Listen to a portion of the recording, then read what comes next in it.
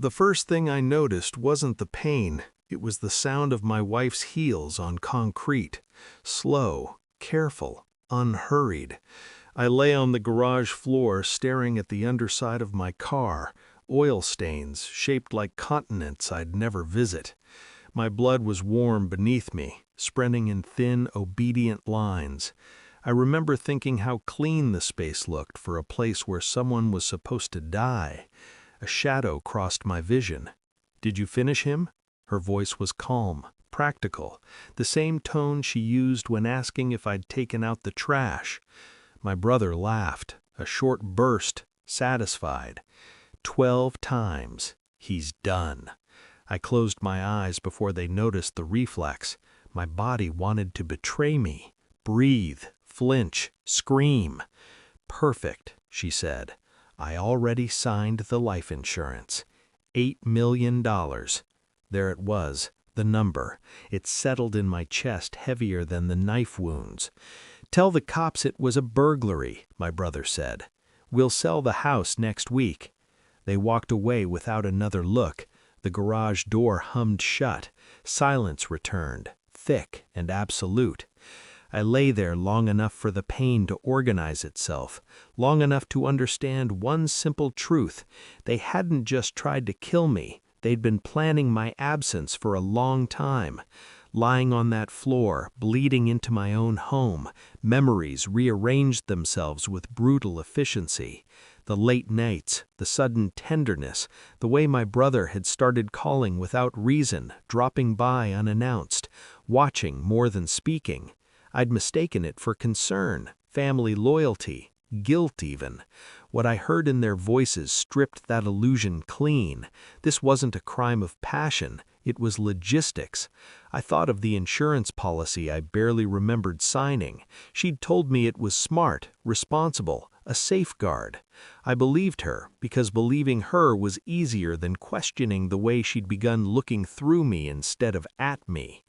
I remembered the garage camera I'd installed months ago after a break-in down the street, remembered disabling the notification alerts because she complained they went off too often. I remembered my brother's debt, his quiet panic, his sudden relief these past weeks.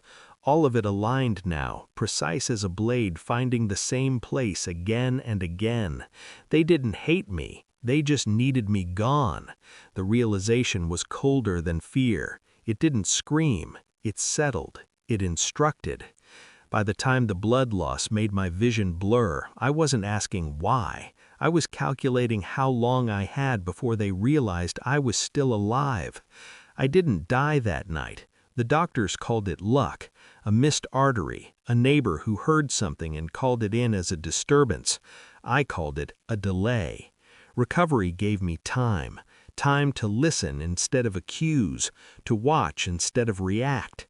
From my hospital bed, I accessed the garage footage they thought was gone. I backed it up twice, sent a copy to a server under a name that wasn't mine. I pulled phone records, late-night calls between my wife and my brother, weeks worth, sometimes hours apart, sometimes overlapping. I didn't confront her when she visited. I let her cry, let her hold my hand, let her whisper how grateful she was that I survived.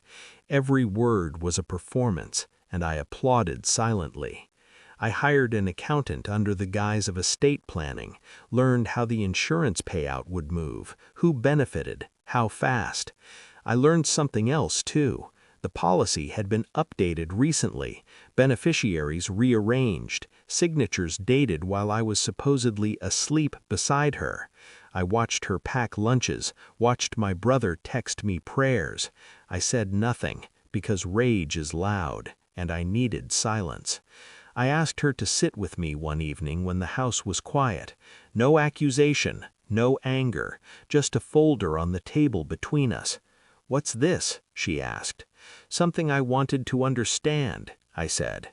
Inside were printed call logs, copies of the updated policy, still frames from the garage footage, timestamps visible, my brother's arm raised, her reflection in the windshield. She went very still. "This isn't what it looks like," she whispered. I nodded. "It's exactly what it looks like." Her hands began to shake, her voice broke. She tried to explain motives I already knew: desperation, fear, love twisted into necessity. I didn't interrupt. When she finished, I slid one last page forward. A legal notice. The policy was void, updated improperly, witnessed fraud, and reported. Her face collapsed inward like a building losing its core. I watched without satisfaction, without mercy. My brother found out 2 days later. I didn't call him. The police did. Insurance fraud, conspiracy, attempted murder because I'd recovered enough to make a statement. The footage helped. I visited him once before the trial, sat across the glass. He asked me why I'd waited, why I hadn't confronted him sooner.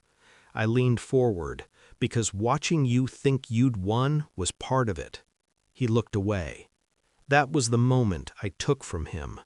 The house sold without her name on it. The marriage dissolved quietly.